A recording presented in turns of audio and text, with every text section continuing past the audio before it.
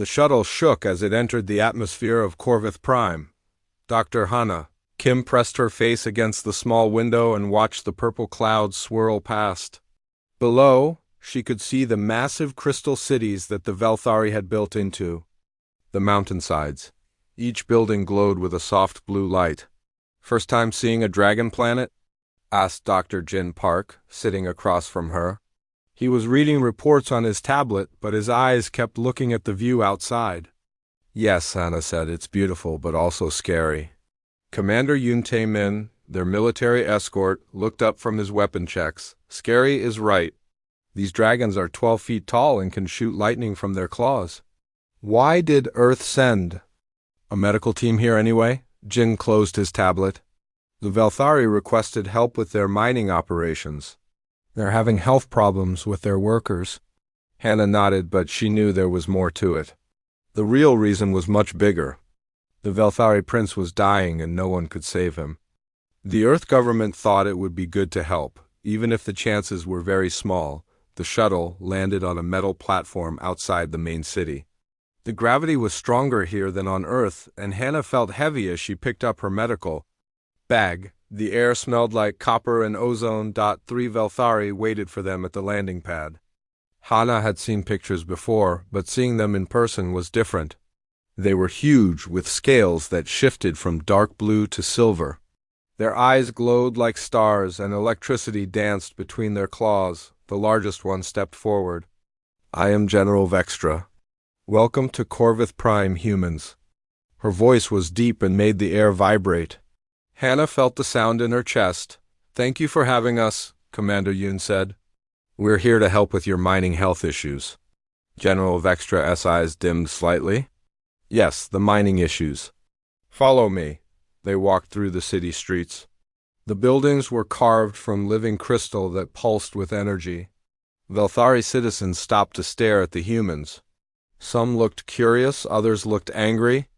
A few young dragons pointed and whispered to each other. "They don't like us much," Jin said quietly. "Can you blame them?" Hannah replied, "We're probably the first humans they've ever seen." The general led them to a huge building in the center of the city. Inside, the walls were covered with glowing symbols that hurt to look at directly. The ceiling was so high that Hannah couldn't see the top.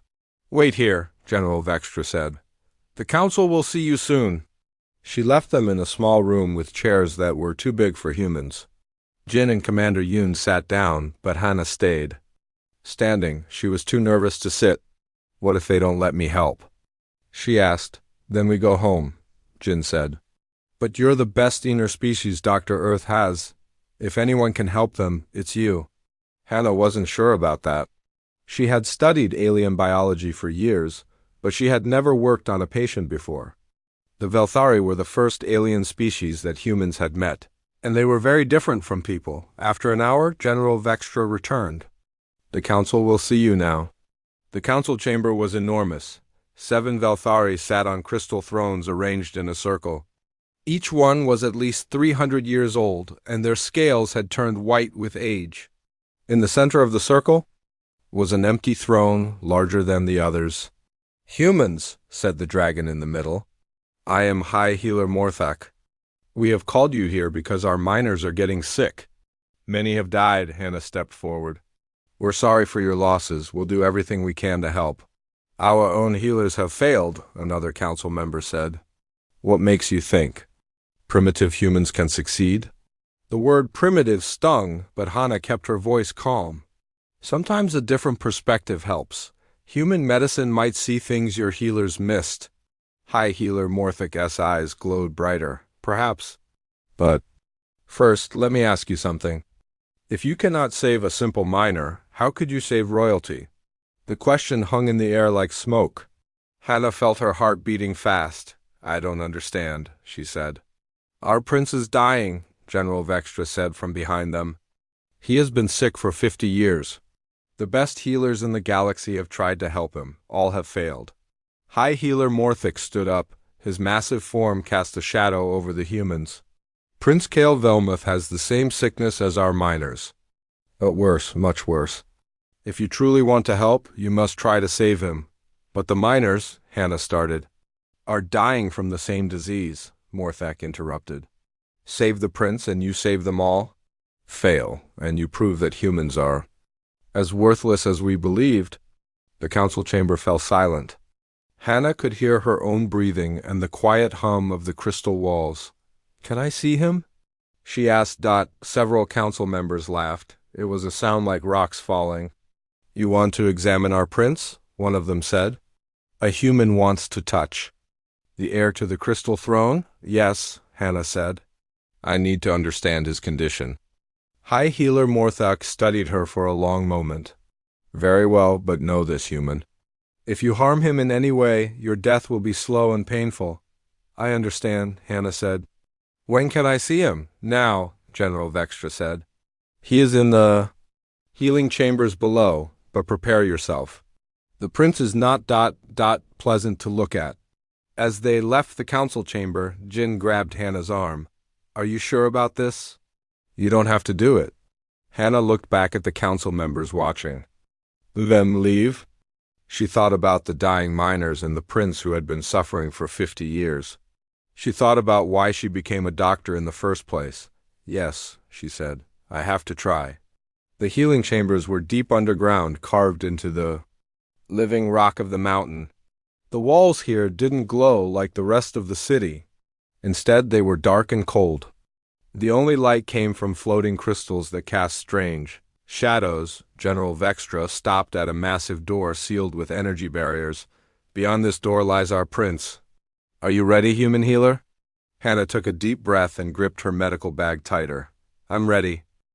The energy barriers around the door disappeared with a soft hiss. General Vextra stepped aside and Hannah walked into the prince's chamber.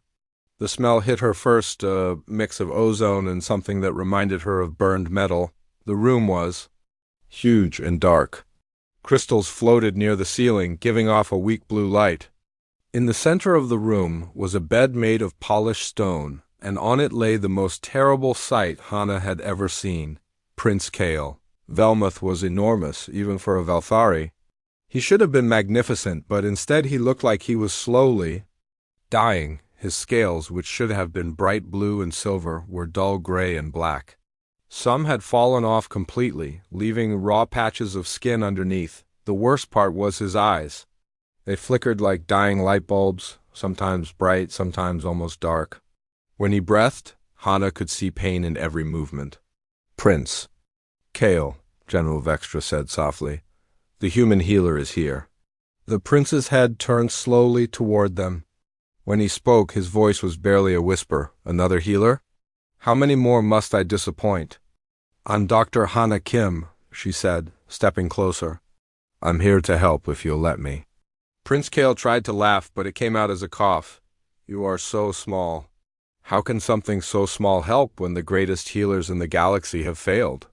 Hannah set down her medical bag. Sometimes being small means seeing things others miss. Can you tell me about your symptoms? I have been sick for 50 years, the prince said. It started with tiredness. Then my scales began to lose their power. Now I can barely speak to my own people. What do you mean, speak to your people? General Vextra stepped forward. Velthari communicate through electrical fields in our scales. When the scales lose power, we lose our ability to truly communicate. It's like being deaf and mute at the same time. Hannah nodded. She had read about this in her studies. What treatments have you tried? Everything, the prince said. Energy transfusions, scale replacements, gene therapy, nothing works. The healers say it's a curse from the old gods. There are no curses, Hannah said firmly. Only things we don't understand yet. May I examine you? The prince was quiet for a long moment. You may try. But be careful. My scales are sharp and I cannot control the electricity anymore. Hannah opened her medical bag and put on protective gloves. She pulled out a small scanner that had been specially designed for alien biology. As she moved closer to the prince, she could feel static electricity in the air.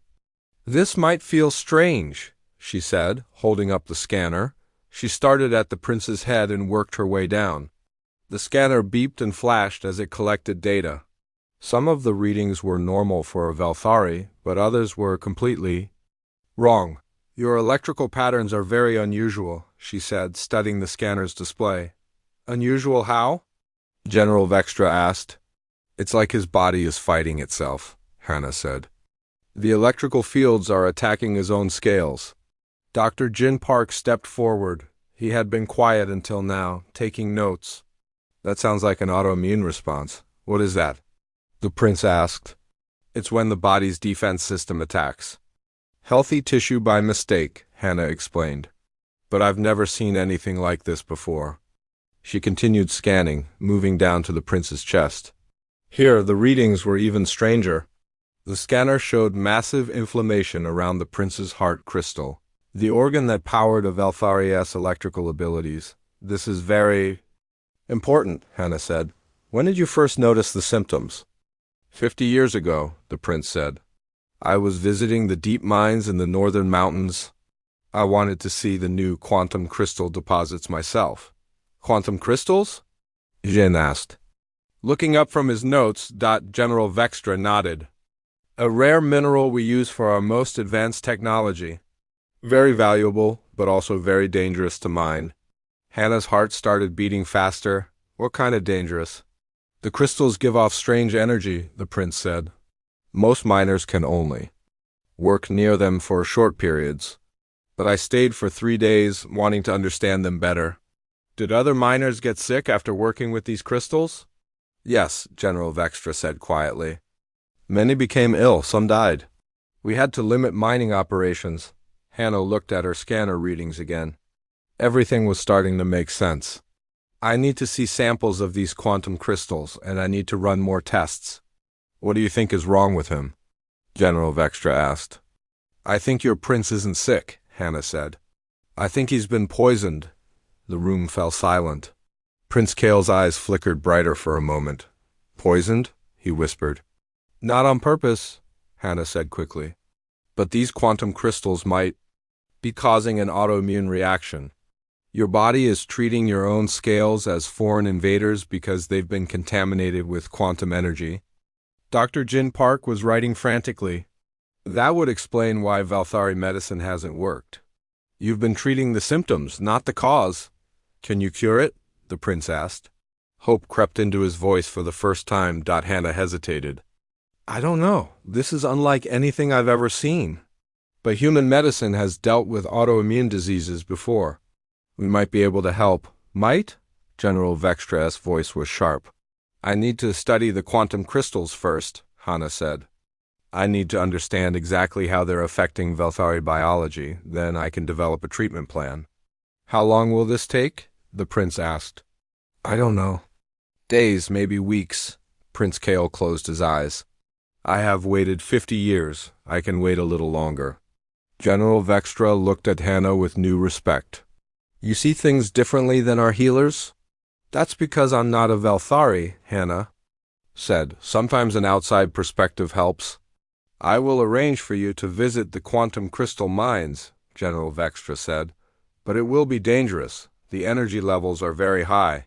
I understand, Hannah said. But I need to see them too. Help your prince. As they prepared to leave, Prince Kale called out weakly. Dr. Kim, yes? Thank you for seeing me as a patient, not just a dying prince. Hannah smiled. That's what doctors do. We see people who need help. Outside the chamber, General Vextra stopped them. What you said in there, about autoimmune reactions. Are you certain? Not completely, Hannah admitted. But it's the first explanation that makes sense.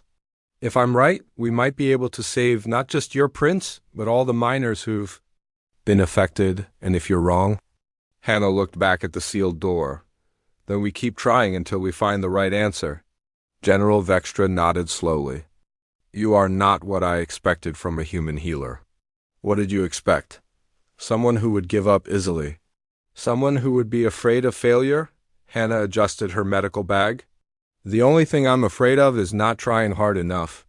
As they walked back through the crystal corridors, Hannah's mind was racing. She had a theory, but proving it would be dangerous. The quantum crystals were deadly to most species. and she wasn't sure how they would affect a human, but if she was right, she might be able to do something no Velthari healer had ever done. She might be able to save their prince. The question was, would she survive the attempt? The quantum crystal mines were like nothing Hannah had ever seen.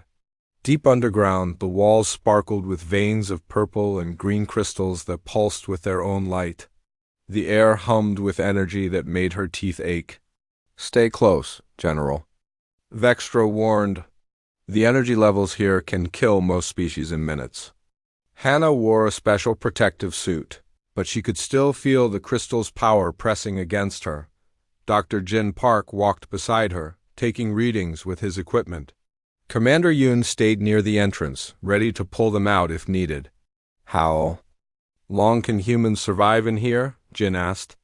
"We don't know," General Vextra said. "You're the first humans to visit these mines." Hannah knelt beside a large crystal formation and carefully took a small sample. Even through her protective gloves, she could feel the energy trying to get into her body. "This is definitely the source of the problem. Are you sure?" Jin asked. "Look at these readings," Hannah said, showing him her scanner. "The quantum energy is exactly the same frequency as the prince's electrical field. It's like putting the wrong fuel in a machine." They spent 2 hours in the mines collecting samples and data. By the time they left, Hannah was exhausted and her head was pounding. But she had what she needed. Back in her temporary laboratory, Hannah worked for 3 days straight. She barely slept and forgot to eat. Jin brought her food and tried to make her rest, but she was too focused on finding a cure.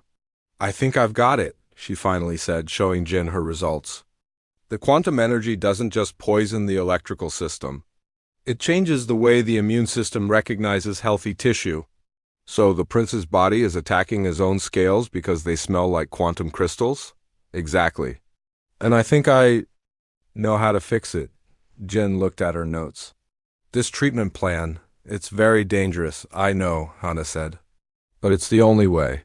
The next morning, Hannah stood before the Valthari Council again. This time, she was not nervous. She had a plan. "Honorable Council," she began, "I believe I can cure Prince Kale." High Healer Morthic leaned forward. "Explain." "The prince has been poisoned by quantum crystal energy. His immune system is confused and attacking his own body. I can fix this. But the treatment is risky." "What kind of treatment?" asked another council member. "I need to reset his immune system while simultaneously purging the quantum energy from his body. This requires direct contact with his heart crystal." The council chamber erupted in angry voices. Several dragons stood up, their scales glowing with electricity. "Impossible!" High Healer Morthic shouted. "No one touches a Valthari's heart crystal. It is sacred." "It's also the only way to save him," Hannah said calmly. General Vextra stepped forward, explained this treatment. "I will inject medicine directly into his heart crystal while using human bioelectrical techniques to guide his immune system. The process will take several hours and require physical contact throughout." "You want to touch our prince's heart for hours?" another council member asked. "This is madness." "This is medicine," Hannah replied. "I understand it breaks your customs, but it's the only way." The council argued for an hour. Finally, High Healer Morthak raised his hand for silence. "The prince must decide," he said. "It is his life, his choice." They went to the prince's chamber together. Hannah explained the treatment while Prince Kale listened carefully. His eyes flickered as he thought. "You would risk your life to save mine?" he asked. "That's what doctors do," Hannah said. "And you must touch my heart crystal?" "Yes, for several hours." "I know it's forbidden, but—" "It is not forbidden," the prince interrupted. "It is sacred. There is a difference." He was quiet for a long moment. "In our culture, touching someone's heart crystal means you trust them with your life. It is the most intimate gesture possible." "I understand," Hannah said. "I won't do anything you're not comfortable with." Prince Kale tried to sit up, but he was too weak. "Dr. Kim, I have been dying for 50 years. I have lost my ability to speak with my people, to fulfill my duties as a prince. If you can give me back my life, then I trust you with my heart." General Vextra stepped forward. Brother, are you certain? I am certain, sister, the prince said. Begin the treatment. Hannah spent the next day preparing.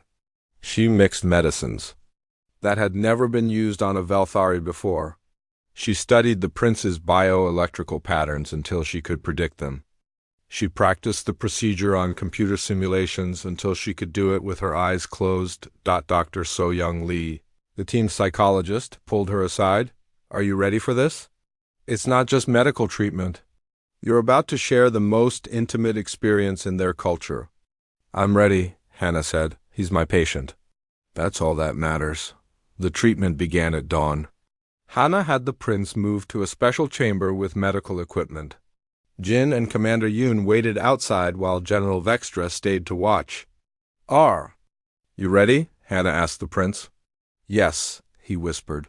Prince Kale's heart crystal was located in the center of his chest, beneath several layers of scales.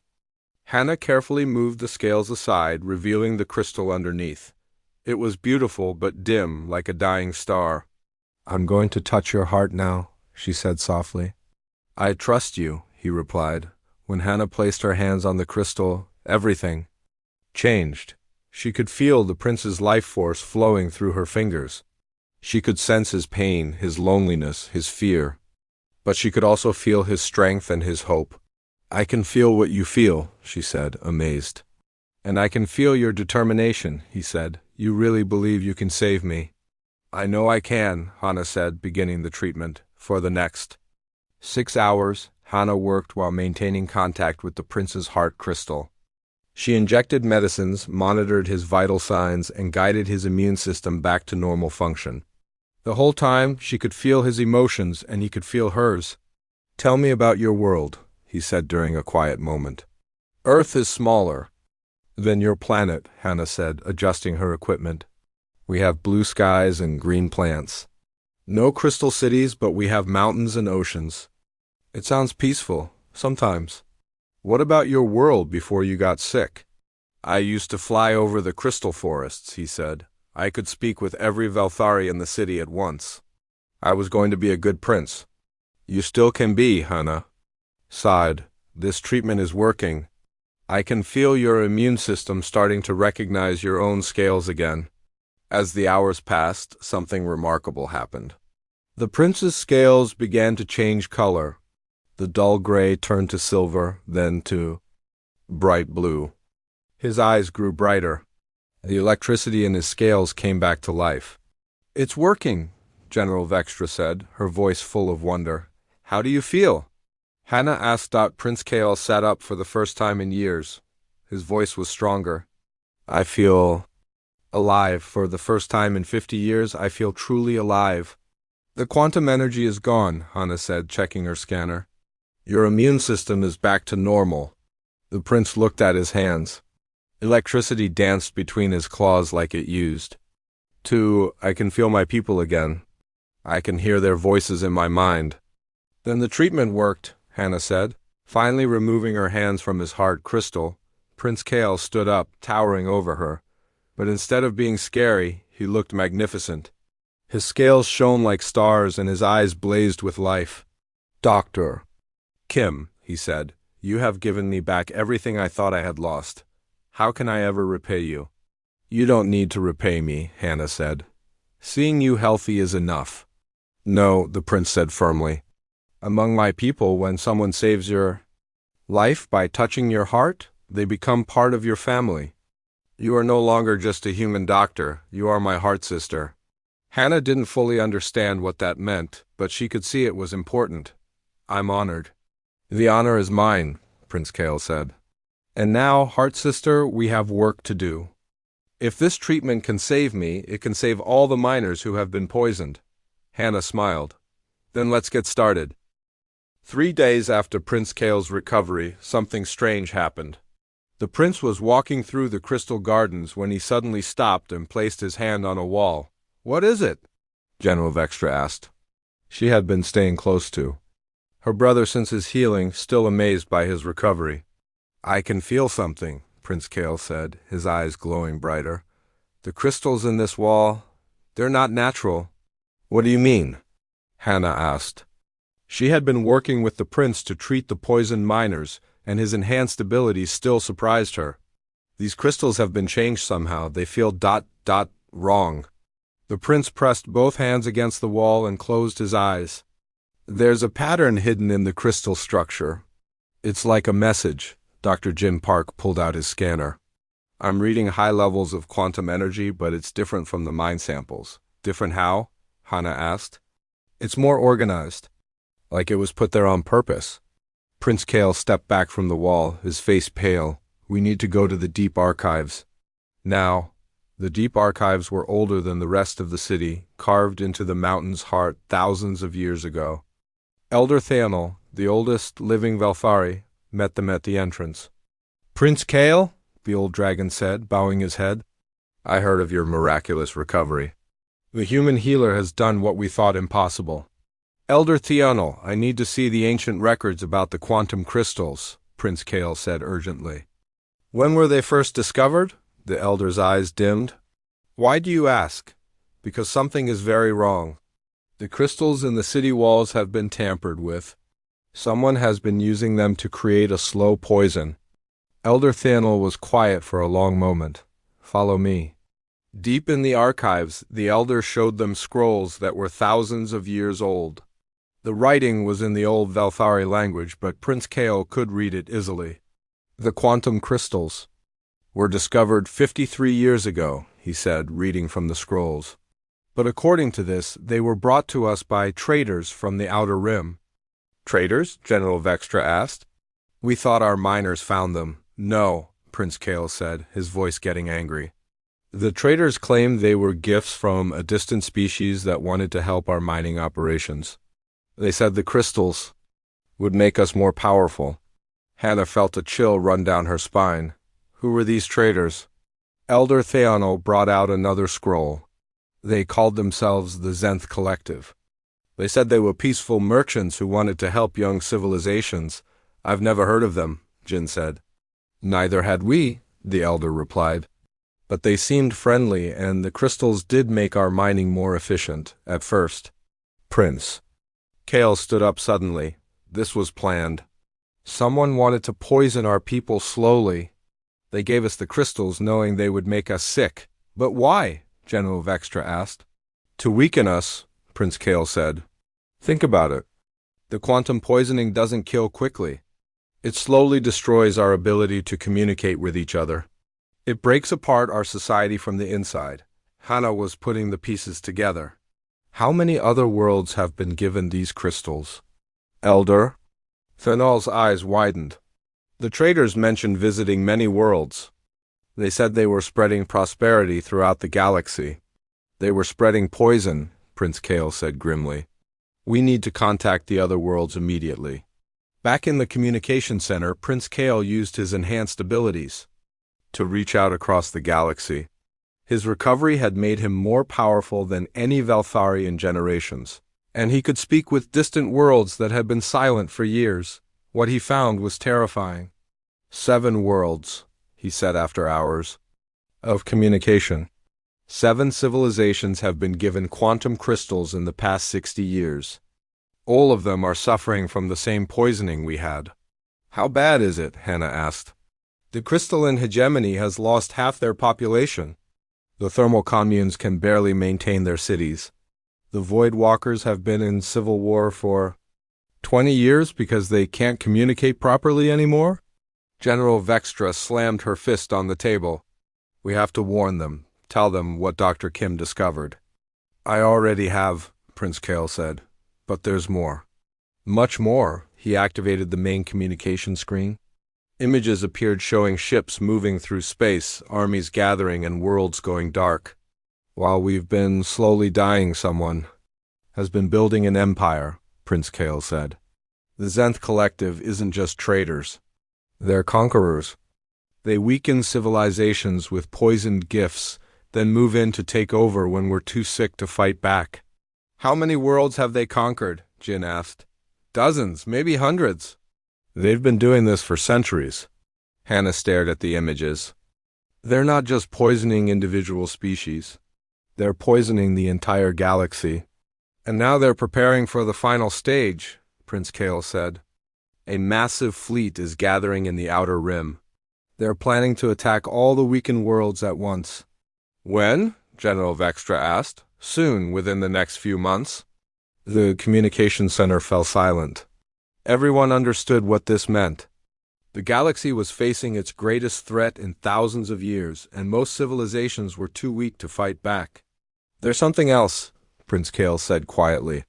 The Zenth Collective has been watching us. They know about Dr. Kim's cure. How? Hannah asked. They have spies everywhere. And now they're coming for her.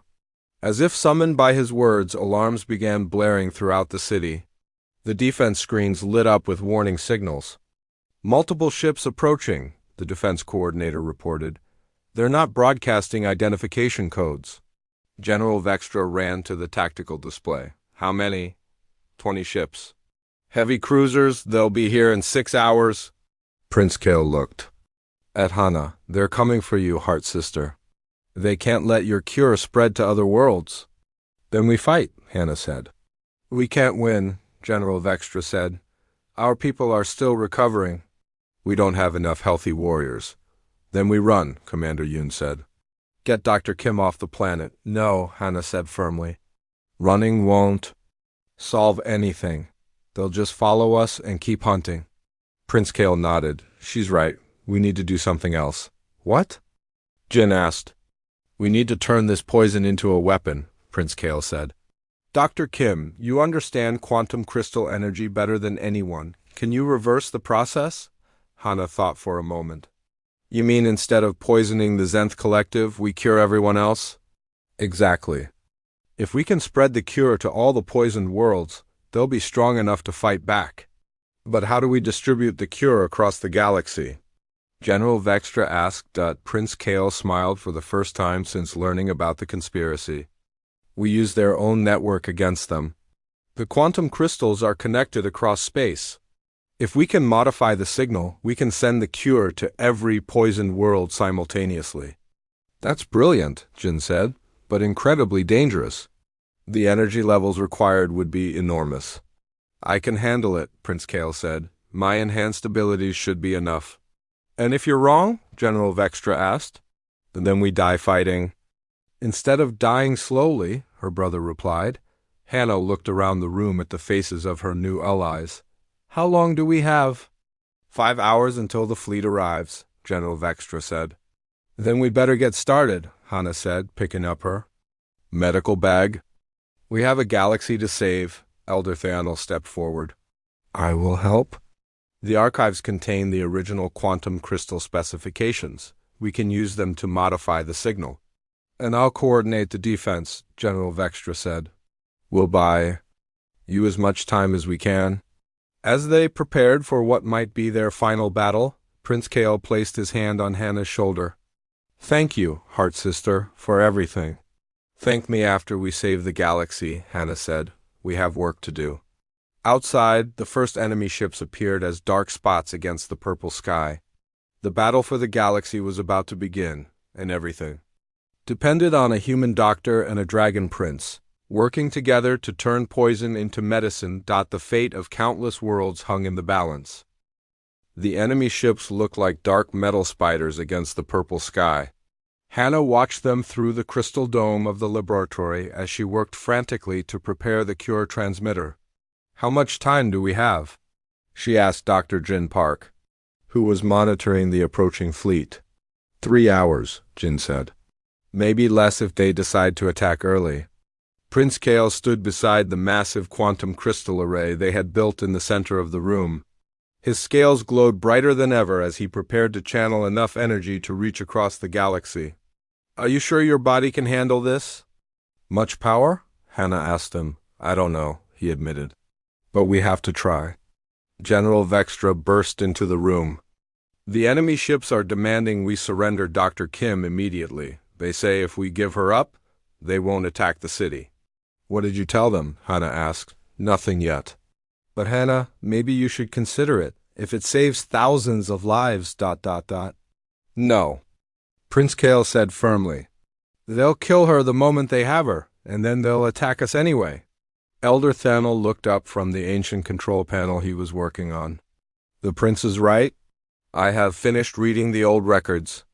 The Zenth Collective never keeps their promises. They destroy every world they visit. Then we fight, Commander Yin said, checking his weapons. My team is ready. Your team is 3 humans with light weapons, General Vextra said. Their ships have enough firepower to destroy this city.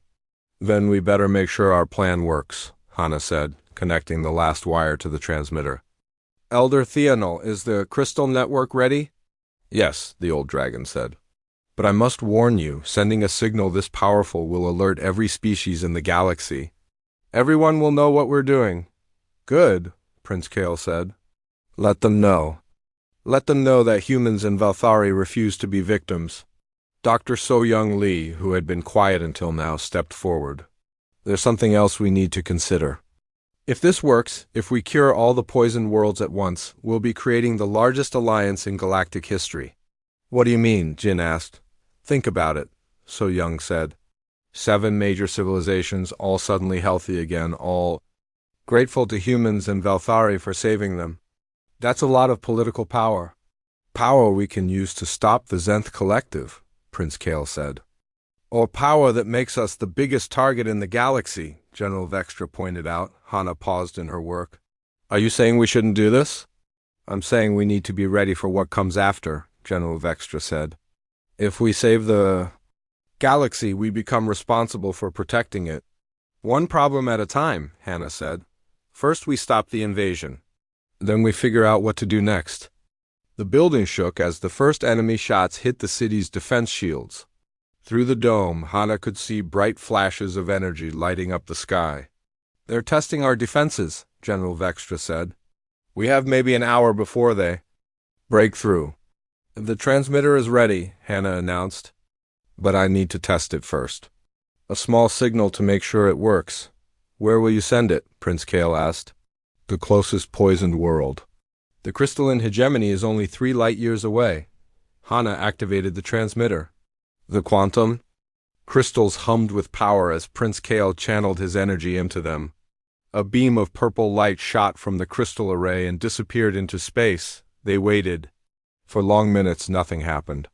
Then the communication console lit up with an incoming message. This is Hegemony Prime, a crystal-clear voice said. We don't know how you did it, but our people are healing. The crystal plague is reversing itself. Thank you. It works, Jin said, amazed. Now for the real test, Prince Kale said. Are you ready to send the cure to all 7 worlds at once? Wait, Hana said. There's something I need to tell you all first. Everyone turned to look at her. I've been thinking about this cure, she said, about how it works. It doesn't just heal the quantum poisoning. It makes the electrical systems stronger than they were before. What are you saying? General Vextra asked. I'm saying that every species we cure will become more powerful than they've ever been. Stronger communication, better technology, enhanced abilities. Prince Kale nodded slowly. Like what happened to me. Exactly. We're not just saving these civilizations, we're making them into something new. Elder Theonal's eyes widened. You're talking about evolutionary enhancement. Forced evolution. Is that wrong? Hana asked. I don't know, the elder said. It's never been done before. The building shook again, harder this time. Outside, the defense shields were flickering. We don't have time to debate this, General Vextra said. The shields are failing. She's right, Prince Kale said. We do this now, or we don't do it at all. Hana looked around the room at her friends and allies. If we do this, there's no going back. We'll change the balance of power in the galaxy forever. Better than letting the Zenth Collective rule it, Commander Yin said. All in favor? Prince Kale asked. Every hand went up. Then let's save the galaxy, Hana said. She activated the transmitter at full power. Prince Kale roared as he channeled massive amounts of energy into the crystal array. The crystals blazed like small stars, and the entire building filled with purple light. The energy beam that shot into space was visible across half the planet. It split into 7 smaller beams, each heading toward a different star system. Energy levels are off the charts, Jin reported. The signal is reaching all target worlds. How long until we know if it worked? General Vextra asked. 5 minutes for the closest world, 30 minutes for the farthest, Hana said. Prince. Kale collapsed to his knees, exhausted from the massive energy transfer. Did it work? Before anyone could answer, the communication console exploded with incoming messages. This is the thermal communes. Our people are healing, Void Walker Command reporting. The civil war has stopped. Our people can communicate again. Crystal. Hegemony here. Not only are we healed, but our technology is working better than ever. One by one, all 7 civilizations reported in. The cure had worked perfectly. We did it, Hannah said, hardly believing it herself, but their celebration was cut short. General Vextra was staring at the tactical display with horror. The enemy fleet, she said. They're not attacking anymore? That's good, right? Jin asked. No, she said. They're retreating. But they're sending out a signal. What kind of signal? Prince Kale asked, struggling to stand. A distress call? They're calling for reinforcements. Massive reinforcements. Elder Theanel checked the long-range sensors. By the ancient crystals, he whispered. How many ships are coming? Hundreds, General Vextra said grimly. Maybe thousands, the entire Zenth collective fleet. When will they arrive? Hannah asked. 2 weeks. Hannah felt her heart sink. They had saved 7 civilizations, but now they faced an enemy fleet larger than anything in galactic history. We need help, she said. From who? Jin asked. Prince Kale managed a weak smile. From everyone we just saved. He activated the communication. Array again. Attention all allied worlds. This is Prince Kale Velmuth of Corvith Prime. We have given you back your strength. Now we ask for your help. The Zenth Collective is coming with everything they have. If we stand alone, we will fall, but if we stand together, we will stand together, came the reply from the Crystal Hegemony. The thermal communes pledge their support, said another voice. The Void Walkers will fight beside you, added a third. One by one, all 7 civilizations pledged their fleets to the defense of Corvith Prime. How many ships will that be? General Vextra asked. Elder Theanel was calculating on his tablet. Nearly 2,000 ships. The largest alliance fleet in galactic history. Will it be enough? Hannah asked. We'll find out, Prince Kale said. But whatever happens, we gave the galaxy a fighting chance. Hannah looked out at the stars, knowing that somewhere out there, thousands of ships were preparing for the greatest battle in galactic history. A battle that started because a human doctor refused to give up on a dying dragon prince. 2 weeks, she said. We have 2 weeks to prepare for war. Then we better get started, Prince Kale said. The galaxy is counting on us. 2 weeks later, the space around Corvith Prime looked like nothing anyone had ever seen before. Ships from 7 different civilizations floated in perfect formation, their hulls glowing with power that came from their newly enhanced technologies. Hannah stood on the bridge of the Valthari flagship, watching the fleet prepare for battle. Beside her, Prince Kale commanded the alliance with confidence that surprised even his own people. Status report, he called out. 2,043 ships ready for combat, General Vextra announced. All crews are healthy and operating. At enhanced capacity, and the enemy? Hannah asked. 3,000 ships approaching from the outer rim, Jin reported from his station. They'll be here in 6 hours. Dr. So-Young Lee looked up from her communication console. I'm still getting reports from across the galaxy. More worlds are asking to join the alliance. How many? Prince Kale asked. 15 new civilizations in the past week. Word is spreading that the quantum poisoning can be cured. Elder Theanel, who had insisted on joining the fleet despite his age, spoke from his position at the historical record station. This is unprecedented in galactic history. Never have so many species worked together.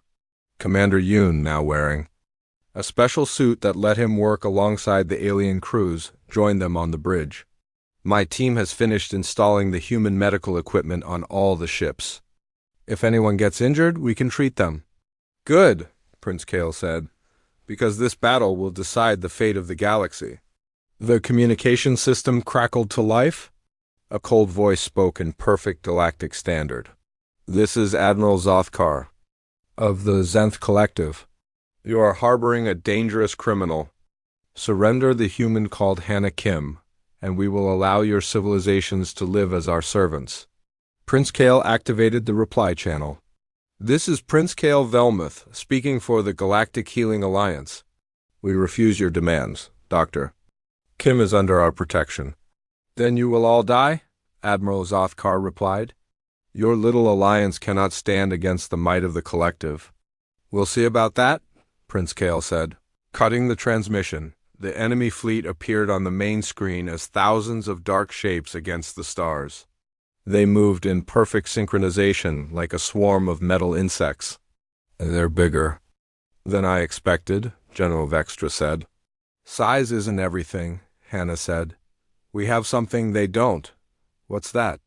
Jin asked. "Hope," she replied, "and the determination to protect it." The battle began when the Zenth Collective ships opened. Fire, energy beams filled space like deadly lightning, but the Alliance fleet was ready. "All ships, execute Formation Alpha," Prince Kale commanded. The Alliance fleet moved like a living thing. Ships from different worlds worked together as if they had trained for years. The crystalline hegemony ships provided shields, while the thermal communes ships attacked with superheated plasma.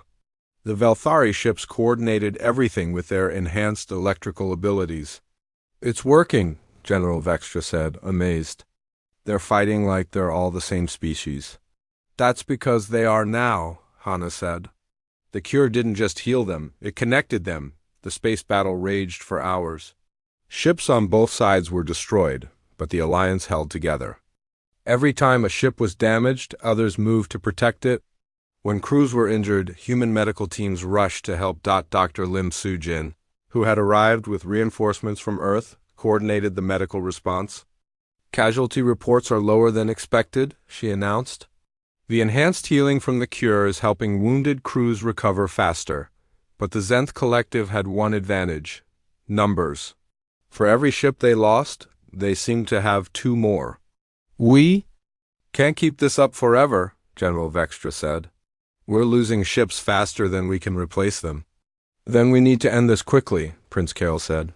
"Hannah, is the special transmitter ready?" "Yes," she said. "But are you sure about this?" "It's never been tested." During the 2 weeks of preparation, Hannah had developed a new weapon. Instead of curing quantum poisoning, this transmitter would create it. It could disable the Zenth Collective ships by overloading their electrical systems. "I'm sure, Prince," Kale said. "Target their command ship." The transmitter charged up, drawing power from every ship in the Alliance fleet. When it fired, a beam of purple energy shot across space and struck Admiral Zothkar's flagship. The effect was immediate. The massive ship's lights went out and it began to drift. "Direct hit," Jin reported. "Their command ship is dead in space." But instead of surrendering, the Zenth Collective fleet became even more aggressive. Without their admiral's coordination, they attacked wildly, causing massive damage to both sides. "This isn't working," General Vextra said. "We're still outnumbered." That's when something unexpected happened. New ships began appearing at the edge of the battle. Hundreds of them, from species that no one recognized. "Who are they?" Commander Yoon asked. Elder Thanel was scanning the new arrivals with excitement. "By the ancient crystals, these are species that were thought extinct. Civilizations that the Zenth Collective conquered centuries ago." "How are they here?" Hannah asked. "They must have been hiding," Prince Kale said, "waiting for someone to stand up to their oppressors." The new arrivals joined the battle immediately, attacking the Zenth Collective ships with weapons powered by centuries of anger. Now it was the Collective that was outnumbered. "All enemy ships, this is your final warning," Prince Kale broadcast. "Surrender now or face total destruction." The response came not from Admiral Zothkar, but from hundreds of individual ship captains. "We surrender," they said, one after another. "We surrender." The battle was over. The Zenth Collective fleet was defeated, and the galaxy was freed in the weeks that followed. Hannah found herself at the center of the most important political event in galactic history. The Galactic Healing Alliance became a permanent organization. With representatives from over 50 different species, the first meeting was held on a neutral space station, with Hannah and Prince Kael as co-founders. They sat at a round table with beings from across the galaxy, all working together to build a better future. The age of conquest is over, Prince Kael announced to the assembly. Today we begin the age of cooperation. Ambassador Choi Minho, representing Earth, stood up to speak. Humanity is honored to be part of this alliance. We offer our medical knowledge freely to all member species. Dr. Baek Youngji, who now ran the Interspecies Medical Institute, presented their latest achievements. We have successfully treated quantum poisoning on 43 worlds. We've also developed new treatments for dozens of other conditions. But the most important moment came when Hannah addressed the assembly. 3 months ago, I was just a doctor who believed that medicine should help everyone, regardless of their species, she said. Today, I stand before the largest alliance in galactic history. This happened because we chose to help each other instead of fighting. She looked around the room at the diverse faces watching her. We humans have a saying, a rising tide lifts all ships. When we make one species stronger, we make the entire galaxy stronger. When we cure one world, we protect all worlds. Master Healer Jae Hyen, who had become the first specialist in human-alien medical techniques, added, the Healing Alliance has proven that our differences are our greatest strength. Each species brings unique knowledge that helps all the others. Princess Nixara, Prince Kael's young niece who had been trained in human healing methods, spoke for the next generation. The children of our worlds will grow up knowing that cooperation is stronger than conflict. It will build an even better galaxy than we can imagine. As the assembly ended, Hannah and Prince Kael stood together on the observation deck, looking out at the stars. Do you think we did the right thing? Hannah asked. Look around you, Prince Kael said. 50 species working together in peace, former enemies healing each other's wounded, children learning that the galaxy is big enough for everyone. It's not what I expected when I came to heal one dragon prince, Hannah said with a smile. The best healing often spreads beyond the original patient, Prince Kael replied. You taught us that the strongest medicine isn't found in a laboratory. It's found in the willingness to help someone who is different from yourself. As they watched, ships from dozens of different worlds departed the station, carrying the message of cooperation to every corner of the galaxy. The age of the galactic healing alliance had begun. The galaxy had learned that sometimes the most powerful solutions come from the simplest acts of kindness. And it all started with a human doctor who refused to give up on a dying dragon prince. What's next? Hannah asked. Prince Kael smiled, his scales glowing with health and happiness. Everything, Heart Sister. The whole galaxy is waiting to be healed. And, together they would heal it one world at a time. The end.